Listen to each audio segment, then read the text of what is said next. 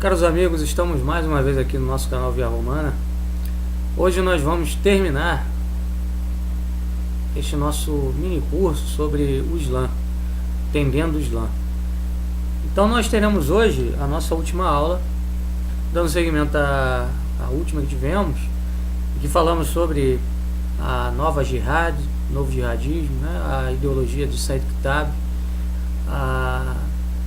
aquela ideologia que está por trás hoje desses grupos que promovem o Daesh, Al-Qaeda, etc, né? E nós ficamos de terminar hoje falando sobre a figura do Bin Laden, de Osama Bin Laden, e consequentemente a formação da Al-Qaeda, que tem a ver diretamente com essa questão do arabismo. Nós viemos falando algumas aulas, e também com a questão do Said Qutb, sua ideologia da nova jihad, a necessidade de uma luta para instalar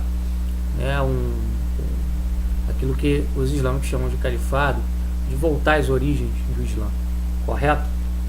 Então nós hoje falaremos, como eu disse, né, sobre a figura do Bin Laden, sobre o papel da Al-Qaeda também nesse contexto aí do novo jihadismo. E também nosso objetivo aqui é desmontar algumas coisas que andam dizendo por aí, principalmente no contexto da nova direita.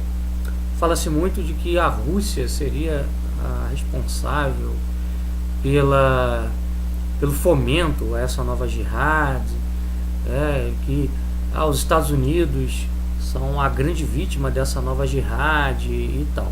Na verdade, a gente sabe que de fato o discurso desses neo-jihadistas é um discurso anti-americano, mas nós sabemos também que existe o financiamento americano, o apoio americano a esses grupos, que visa, na verdade, o seguinte: utilizar esses grupos, a anarquia, a desordem que esses grupos criam no Oriente Médio, justamente para justificar, legitimar intervenções ali naquela região. Então o que a gente vai falar hoje é um pouco sobre isso, sobre a figura do Bin Laden, como ele foi utilizado, né, pela política americana, como esse radicalismo islâmico é utilizado também pela política americana, e como isso não tem nada a ver com Rússia, nunca teve a ver. E vamos falar por que não teve, né? Então, em primeiro lugar, aqui eu vou apresentar alguma bibliografia que eu vou utilizar hoje. Uma delas é essa aqui, né, do Thomas Hammond, Bandeira Vermelha no Afeganistão. Fala um pouco sobre a formação do Talibã, né, no Afeganistão, que tem envolvimento direto aí do Bin Laden. E uma outra bibliografia é essa aqui, o livro A Comissão, sobre a investigação do 11 de setembro. Esse livro é do Philip Shannon, um jornalista que fez um trabalho monumental, um livro bem documentado, trabalho monumental sobre a investigação do 11 de setembro, e ele mostra aqui como o serviço americano, o serviço secreto americano, o FBI, tinham informações a respeito de Bin Laden, das ações da Al-Qaeda nos Estados Unidos, e nada fizeram, deixaram a coisa correr frouxa para daí tirar os dividendos. A gente vai falar um pouco sobre isso já já. Bom, em primeiro lugar, eu quero aqui começar falando sobre o contexto da Arábia Saudita no início do século XX, para a gente poder entender melhor a figura do Bin Laden, onde ele se insere, onde e como a emergência da Al-Qaeda se dá, e como é que a gente consegue explicar essa emergência, correto? Então nós vimos nas aulas anteriores, primeiro, que a Arábia Saudita é um estado que começa a se delinear ali no século XVIII, através da aliança da Casa de Saud com Al-Wahhab, um profeta islâmico que se coloca na linha de tentar restaurar o Islã original contra as possíveis deturpações que o Islã estaria sofrendo, porque, como nós vimos, ao longo dos séculos, os povos islâmicos, os reinos islâmicos, os estados que se formaram em cima da tradição islâmica, os impérios, como por exemplo o Império Turco-Otomano e tudo mais, eles foram misturando as leis corânicas com leis ocidentais, com tradições e costumes dos povos que eram conquistados, e com uma jurisprudência que ia sendo desenvolvida em consequência das necessidades políticas, econômicas, sociais do momento em que esses povos foram se estabelecendo, foram se expandindo. Tá? Então, o que você tem? Você tem uma situação, quando chega ali no século XVIII e XIX, é que os povos islâmicos tinham diversas leis, leis de diversas origens, leis não só corânicas, mas também produtos de um processo histórico, produtos de uma herança cultural de outros povos. Então a ideia do wahhabismo, que surge aí, é de restaurar a pureza da lei corânica, e a Arábia Saudita surge justamente dentro dessa ideologia. E aí durante o século XIX, os reis da Casa de Saud vão expandindo as suas conquistas, vão dominando as regiões consideradas sagradas, os locais sagrados do Islã, até que no século XX a Arábia Saudita consegue sua independência efetiva, em relação ao poderio britânico e tudo mais, mas continua sob a batuta dos interesses britânicos, principalmente dos interesses econômicos. Então ela vai se tornar independente, mas com o apoio britânico e posteriormente também americano. Vão buscar assegurar, através de uma aliança com os sauditas, o acesso ao petróleo saudita, correto? Então assim, o que acontece? O Bin Laden, a família do Bin Laden está inserida nesse contexto aí de formação da Arábia Saudita. O pai do Bin Laden se chamava Awad Bin Laden, Bin Abd Laden, Awad Bin Abd Laden. Ele era o 17º filho de um pai de 54 filhos, chamado Mohammed Awad. Então, o pai de Bin Laden era iemenita, e Bin Abd, filho de Mohammed Awad, que vai ser o pai de Bin Laden, ele vai migrar do Iêmen para a Arábia, no momento que a Arábia está se formando, está se construindo como Estado. E ele vai trabalhar ali na Arábia Saudita como pedreiro em diversas empresas americanas que tinham um convênio com o governo para justamente criar as estruturas, as infraestruturas necessárias para a exploração do petróleo, etc. Então ele vai trabalhar como um pedreiro, como um construtor, e ele vai começar a fazer carreira nesse campo aí, nessa área, correto? Ele vai acabar fundando a sua própria construtora, para trabalhar nesses empreendimentos. E à medida que ele vai ganhando status, vai ganhando projeção, ele consegue fazer amizade com o rei Abdulaziz, o rei da Arábia. E aí em 1955, o pai de Bin Laden, ele vira ministro de Estado. Então é uma ascensão meteórica. Ele de pedreiro vira empresário, construtor, depois ele vira ministro de Estado através dessa amizade com o rei. Em 1958, a empresa de Bin Abd era a mais rica do Estado Saudita. Tá? Era a maior empresa do Estado Saudita e, inclusive, tinha ativos superiores aos da Arábia Saudita. A empresa tinha mais dinheiro, mais capital que o próprio reino saudita. Então, evidentemente, isso aí explica por que a família Laden vai ganhar uma projeção enorme dentro da Arábia. Esse capital da empresa, ele cresceu graças a contratos com empresas americanas. Então, a relação da família Laden com os Estados Unidos é muito forte. Só que assim, o Bin Abd não era um homem nobre, ele não tinha origem aristocrática. E ele vai se casar com mulheres plebeias, então seus filhos também serão, evidentemente, plebeus.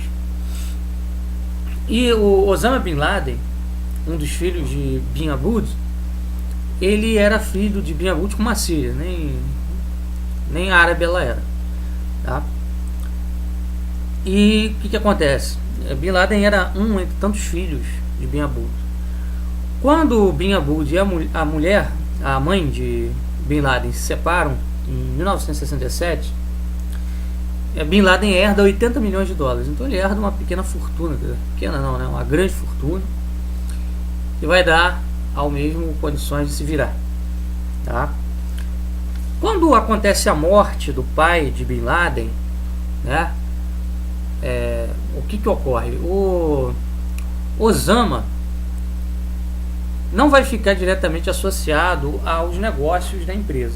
Quem vai tocar os negócios da empresa vai ser o irmão dele, chamado Salem Bin Laden, que era muito mais próximo da elite americana do que o Bin Laden. O Bin Laden era um homem mais voltado para o estudo, para a contemplação.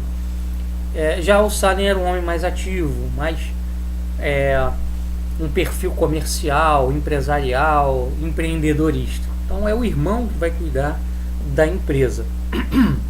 Então ele vai começar a intermediar a entrada cada vez maior de empresas estrangeiras na Arábia, né? E assim, com essa relação boa que Salem tinha com a elite americana, com a elite ocidental, ele conseguiu mandar praticamente todos os seus irmãos para estudar no Ocidente. O único que não estudou foi Bin Laden. Bin Laden não foi para os Estados Unidos, os outros irmãos foram, né? Bin Laden não, ele não quis ir, correto? Bin Laden vai acabar estudando aonde? Numa escola chamada Al-Tagri. Essa escola tinha sido criada pelo rei Faisal, o rei árabe. E o objetivo do rei Faisal nessa escola era criar um ensino de cunho secular para formação profissional nos moldes das escolas ocidentais. Então a ideia do rei Faisal era criar ali na escola Al-Tagri um centro de formação de excelência para criar engenheiros, administradores, enfim, homens que pudessem tocar o desenvolvimento na Arábia, correto? E então o Bin Laden vai estudar nessa escola. Mas logo que ele chega lá, ele percebe que dentro da escola, que era uma escola de caráter secular, não era uma escola fundamentalmente islâmica, vamos dizer assim, ele percebe que se forma um movimento de resistência ali dentro em torno de um professor, tá? Um professor sírio, tá? Que vai para lá dar aula nessa escola, tá? E ele começa a criar um grupo de estudos islâmicos orientado pelas ideias do Said Kitabi. Então aí é que se dá o contato de Bin Laden com as ideias do Kitabi, graças a esse professor sírio que dava aula na Al-Tagri e forma um grupo de estudos justamente para transmitir o arabismo na sua vertente kitabista, né? Enfim, na sua vertente ideológica ligada aí ao Said Kitabi, correto? Então Bin Laden ele vai começar a ter contato com essas ideias ali na Al-Tagri e ele vai crescer sob o influxo dessa visão de mundo, correto? Bom, o que acontece? O Bin Laden ele vai se casar com uma mulher chamada Najwa e ele vai começar a criar os filhos com Najwa num radical maometanismo. Então, com o passar do tempo, Bin Laden vai se tornando um homem cada vez mais fervoroso, mais radical na prática do Corão. E a ideia de Bin Laden era radicalizar ainda mais a ideologia de Kitabi. Bin Laden queria viver exatamente como se vivia na época de Maomé, inclusive no aspecto material. Por exemplo, o Bin Laden chegou mesmo a ponto de proibir os filhos de tomarem remédios fabricados pela alopatia ocidental. Quer dizer, a ideia era usar só aqueles recursos naturais que eram disponíveis na época de Maomé. Houve um caso, por exemplo, um momento, né, da vida de Bin Laden em que os filhos ficaram gripados, muito gripados, e ele proibiu a mulher de dar medicamentos. Ele começou a praticar o uso do mel silvestre para tratar a gripe, tal como era na época de Maomé. Enfim, a ideia justamente era voltar àquelas origens da maneira mais radical possível, tá? E aí, à medida que Bin Laden foi se tornando um radical arabista, o que acontece? Ele continuou tendo espaço, evidentemente, dentro da empresa, da família, ele tinha direito à participação, mas o que os familiares fizeram? Eles deixaram o Bin Laden a cargo das obras nos lugares sagrados, né? Meca, etc. Então, as obras que eram feitas nesses campos sagrados do Islã ficavam sob a responsabilidade do Bin Laden. Bom, o que ocorre é que em 79 a coisa vai mudar. Bin Laden vai sair da Arábia, vai embora da Arábia e vai para o Afeganistão. Por quê? O que estava acontecendo no Afeganistão? Uma guerra contra os soviéticos. Havia se instalado dentro do Afeganistão um governo de teor socialista, alinhado aos soviéticos, e os talibãs, que seguiam também essa linha mais radical de Islã, resolveram pegar em armas contra a União Soviética, contra o governo de teor socialista. E aí é que Bin Laden começa a sua vida política mais engajada. Ele vai para lá e vai lutar ao lado do Talibã. Ele vai receber, inclusive, apoio das forças americanas, porque não interessava aos Estados Unidos que o Afeganistão caísse em mãos da União Soviética. A gente tem que lembrar ali que é um período de Guerra Fria, a disputa entre comunismo e capitalismo, zonas de influência. Então o Afeganistão era uma zona estratégica e não interessava aos americanos que aquilo ficasse sob o tacão soviético. Então o que acontece é que Bin Laden vai levantar fundos para o Talibã usando a estrutura da sua empresa, da empresa familiar, da empresa de família, a empresa do pai dele. Então o que ele vai fazer? Ele vai buscar, junto ao irmão, levantamento de fundos junto a grupos americanos para dar ao Talibã a logística armamentista necessária para enfrentar os russos.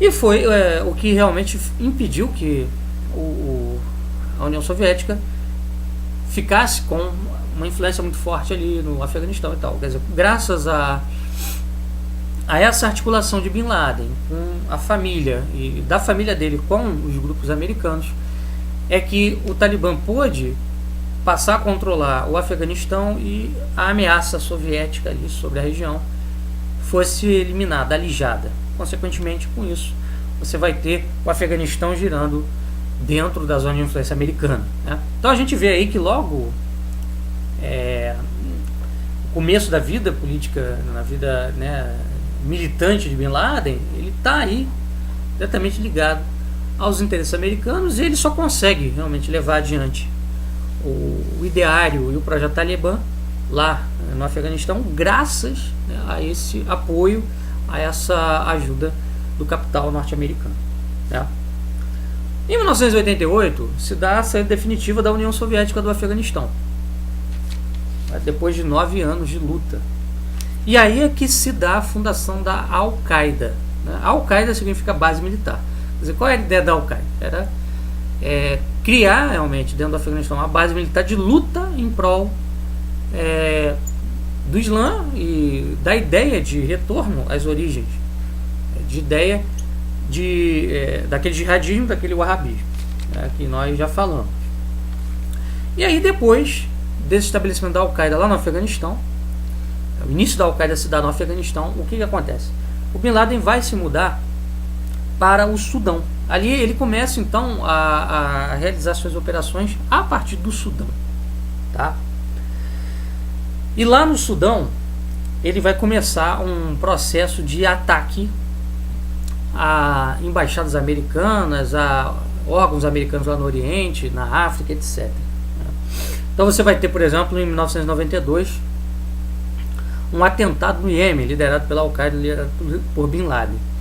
Esse atentado, ele marca, assim, oficialmente, o desligamento entre Bin Laden, né, e a elite americana, o governo americano e o capital americano. E no início há essa ligação, mais efetiva, e depois desse atentado no Iêmen, essa ligação se desfaz. Os Estados Unidos vai pressionar a Arábia Saudita para tirar de Bin Laden a cidadania. Ele vai perder a cidadania saudita por pressão dos Estados Unidos, tá? Mas assim, ao mesmo tempo que isso acontece, em 1996 o Sudão vai oferecer a captura de Bin Laden aos Estados Unidos, mas os americanos vão recusar essa captura. Por que isso? Por que eles pressionaram os sauditas para tirar a cidadania de Bin Laden e recusaram de receber a captura do Bin Laden por parte do governo do Sudão? Isso é muito simples de entender. Como nós falamos no início aqui do vídeo, a política americana sempre foi a seguinte, né? Utilizar a Al-Qaeda, utilizar Bin Laden como um cão raivoso para realizar ataques, evidentemente ali no Oriente Médio, desestabilizar a situação no Oriente Médio, a fim de legitimar as intervenções americanas. Então a gente precisa entender o seguinte: para você criar uma guerra, para você ter uma intervenção ali na região, você tem que ter um motivo, você tem que ter uma razão. O que aconteceu, por exemplo, em 2011, desculpa, 2011 não, em 2001, com o ataque de 11 de setembro, foi exatamente isso. Como nós mostramos aqui, o livro A Comissão, do Philip Shannon, mostra bem essa trama. Quer dizer, os americanos sabiam do projeto da Al-Qaeda de atacar em Nova York, mas deixaram a coisa acontecer justamente para tirar dali a justificativa para que pudessem depois invadir Iraque e Afeganistão. Sem um ataque desse porte, dificilmente seria possível justificar uma guerra, convencer a opinião pública americana a fazer uma mobilização, mandar homens, mandar exército, a conseguir do Senado também a aprovação dessa medida. Então, assim, por um lado, finge-se que somos inimigos de Bin Laden, então pressionamos a Arábia Saudita para tirar dele a cidadania. Por outro lado, o Sudão nos oferece a captura do sujeito, mas nós recusamos, porque nós precisamos dele. Nós precisamos do sujeito cometendo atentados ali naquela região para justificar intervenções, para justificar a criação de medidas que possam ampliar a nossa influência, o nosso poder ali. Então você precisa ter um terrorista, uma ameaça que justifique, né, uma ação política efetiva ali na área, né? Você precisa ter a ameaça do terrorismo. Isso aí leva-nos a uma análise que é a seguinte: quer dizer, se por um lado existem elementos internos ao Islã que levam ao terrorismo, a gente aqui não está dizendo que o terrorismo é pura criação dos Estados Unidos, evidentemente que não. Existe, como nós vimos, uma base ideológica que surgiu dentro do próprio Islã e tudo mais. Então tem uma origem autônoma. Por outro lado, há um estímulo americano a esse terrorismo, né? Um estímulo por baixo dos panos, quer dizer, o fornecimento de armas, fornecimento de logística, né? Uma espécie também de vista grossa em relação a algumas ações terroristas, deixar passar algumas ações terroristas para justificar outras medidas de caráter mais amplo, mais global, no sentido de ampliar o poder de polícia norte-americano no mundo, e por aí vai. Aqui o livro do Shannon, né, A Comissão, tem uma passagem muito interessante que eu gostaria de citar a vocês, que fala do seguinte: fala de um relatório de Scheuer, que era um dos investigadores aí da comissão, que tinha a responsabilidade de investigar o que estava realmente por trás do 11 de setembro, como é que tinha se processado tudo aquilo, quem eram os responsáveis, etc. Então, aqui na página 235 do livro A Comissão, diz o seguinte, aí é Scheuer dizendo, né? Em 1997, nós tínhamos mais informações sobre a Al-Qaeda do que tínhamos sobre grupos terroristas contra os quais vínhamos reunindo durante 20 anos. Então Scheuer deixa claro que em 97 o governo americano tinha muito mais informação sobre a Al-Qaeda do que sobre qualquer outro grupo. E não é porque fôssemos grandes nisso. Realizamos algumas operações muito boas, mas tivemos um par de vira-casacas que foram mesmo de ouro, porque não apenas corroboravam o que havíamos coletado, como ainda acrescentavam mais. Ele se referia mais especificamente especificamente, desculpa, ao mais importante dos desertores vira-casacas da Al-Qaeda, Jamal Ahmed Al-Fadli, um árabe nascido sudanês que havia sido um confiável tenente de Bin Laden em Khartoum, capital do Sudão. Então aí, o Jamal Ahmed, ele havia sido o braço direito de Bin Laden no Sudão. Como nós dissemos, o Bin Laden vai para o Sudão, vai viver lá de 91 a 96, e Fadli, ele vai desertar do jihadismo e da Al-Qaeda e vai para os Estados Unidos em 96 e vai levar muitas informações sobre a Al-Qaeda, com suas organizações, seus planos, para o serviço secreto americano, né? Então, continuando, se Scheuer tinha uma mensagem para a comissão do 11 de setembro em suas entrevistas, era esta: ele acreditava que a CIA havia realizado um trabalho extraordinário rastreando Bin Laden desde meados da década de 90 e que houveram oportunidades reais, embora perdidas, de capturá-lo ou matá-lo durante a administração Clinton. Entenderam? Olha aí, um agente do governo americano dizendo: olha, tínhamos informações enormes sobre Bin Laden, tivemos várias oportunidades reais de capturá-lo durante a administração Clinton, oportunidades inclusive de executá-lo, mas não o fizemos. Por que não o fizemos, né? Que acabamos de explicar há pouco. O que estivera faltando para tantos anos fora a bravura, tanto na Casa Branca como dentro da CIA, necessária para pegar Bin Laden, disse Scheuer. Scheuer ele explicava a inação do governo como falta de bravura. Nós sabemos que não é bem isso. Na verdade, isso aí faz parte de uma geoestratégia, de uma geopolítica. Eu penso que o que vai ficar finalmente claro é que nunca houve falta de informação, sustentou ele. A informação sobre este assunto tem sido ótima. Então, vocês vejam aí que o 11 de setembro podia ter sido evitado. Se as informações que eles tinham eram enormes, eles sabiam que o 11 de setembro ia acontecer em algum momento, mas deixaram a coisa rolar para que depois pudessem tirar as vantagens disso tudo. Aqui também tem uma passagem muito importante dizendo o seguinte: olha, Scheuer explicou que percebeu pela primeira vez que Bin Laden era um homem perigoso, realmente perigoso, depois de ler sua fatwa, sua declaração de guerra, contra os Estados Unidos em agosto de 96. Então, já em 96, o Bin Laden tinha uma fatwa dizendo o seguinte, que estava aberta a guerra contra os Estados Unidos, do Islã contra os Estados Unidos. A fatwa condenava primeiro a família real saudita por ter permitido que soldados americanos estacionassem no reino, terra dos lugares mais sagrados do Islã, e consequentemente ela convocava uma guerra de todos os muçulmanos para expulsar os americanos dali, daquela região sagrada. Scheuer se lembrava muito claramente de estar sentado à sua mesa na estação Alec, em uma manhã de setembro de 96, lendo de cabo a rabo a tradução de 12 páginas da fatwa e pensando: meu Deus, isto soa como Thomas Jefferson. Aquilo não era uma arenga, diz o Scheuer, de algum religioso fanático enlouquecido. Em vez disso, a fatwa se lia como uma declaração de independência. Ela tinha esse tom, uma declaração de independência dos povos muçulmanos.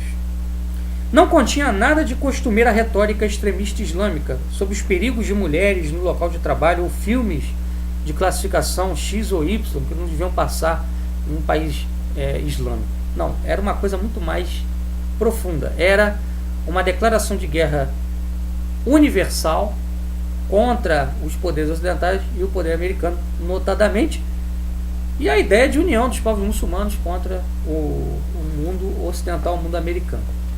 Então, informação os americanos tinham a balde a respeito do que Bin Laden pretendia fazer. Mas, evidentemente, deixaram a coisa acontecer para tirarem daí, como nós falamos, as vantagens que queriam e precisavam tirar. E que só poderiam tirar caso houvesse um ataque desses dentro dos Estados Unidos. Então, o que nós vemos aí, pessoal, é o quê? Finalizando esse nosso curso, é que a Jihad Islâmica, que está agora em pleno curso, lá na Síria, no Iraque, nós vemos aí a formação do Daesh, essa guerra na Síria, isso tudo tem a mão dos americanos. Evidentemente tem também um processo que é interno ao Islã, mas tem a mão dos americanos, tem a mão do serviço secreto dos Estados Unidos, no sentido de fomentar esses grupos para caotizar, para balcanizar a área e aí, consequentemente, criar governos títeres ali aos interesses americanos. É o caso da Síria. A Síria tem um governo cujo o chefe é Bashar al-Assad, que é um aliado russo, e que, evidentemente, a Rússia não tem nenhum interesse em fomentar esses rebeldes extremistas, porque ela tem muita população islâmica dentro do seu território. Seria loucura fomentar isso, porque isso traria um processo de separatismo, que inclusive já existe ali dentro, na Chechênia, em regiões também como Daguestão. Então não faz sentido dizer que a Rússia é responsável por isso, que a Rússia fomenta isso. Quem fomenta isso efetivamente são os americanos, que, por exemplo, no caso sírio, querem derrubar Assad, que é aliado russo, para colocar um governo simpático aos seus interesses. Que foi o que fizeram em diversas regiões ali da área, né, como a Líbia, onde derrubaram o Gaddafi e etc. Então, pessoal, é isso. Eu espero que este mini curso tenha ajudado vocês a entenderem melhor o Islã. Nós terminamos por aqui esse nosso conjunto de aulas sobre o Islã, e o nosso projeto é em breve colocar isso tudo na forma de um livro, para ajudar você a entender de uma forma mais precisa e mais profunda o processo histórico do desenvolvimento do Islã e como isso nos afeta nesse momento, como o Islã hoje é uma força, né, que interfere aí nos acontecimentos mundiais, e como isso tudo está integrado ao processo de construção de uma nova ordem mundial. O Islã, evidentemente, não tem condições hoje militares, econômicas, de se estabelecer como uma força mundial.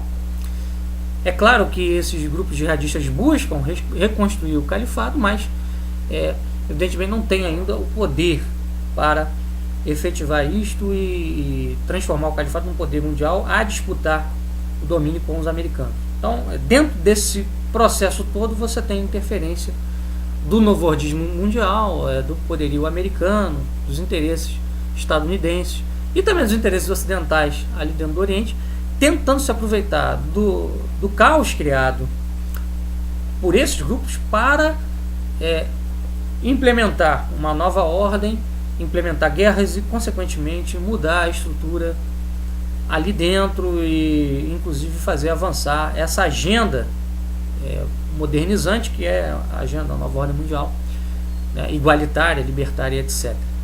Tá? Então, isso eles fazem passo a passo, né, se aproveitando do que já há ali, mobilizando forças que existem ali para tirar dessas forças o proveito que bem entendem. Correto? O que acontece agora na Síria é exatamente isto. Está em jogo ali é exatamente essa questão toda do novordismo mundial tentando derrubar um governo legítimo, o governo de Assad, por mais que seja um governo ditatorial, um governo que respeita as minorias que existem ali na Síria, principalmente cristãos, para implementar uma nova relação de forças na região. Então nós ficamos por aqui, agradecemos aí a sua atenção, o prestígio que vocês nos deram a assistir às nossas aulas, e esperamos que elas possam ter contribuído em alguma medida para que a reflexão sobre esse assunto se amplie. Uma reflexão que falta na grande mídia, que falta em alguns setores políticos, né, principalmente esquerda e direita, que nunca entram de chofre nessas questões, geralmente desinformam. Então nós agradecemos a você a atenção e esperamos que a gente possa se reencontrar em breve em outros mini cursos aí sobre assuntos também de grande relevância. Um abraço a todos vocês, fiquem com Deus, até a próxima.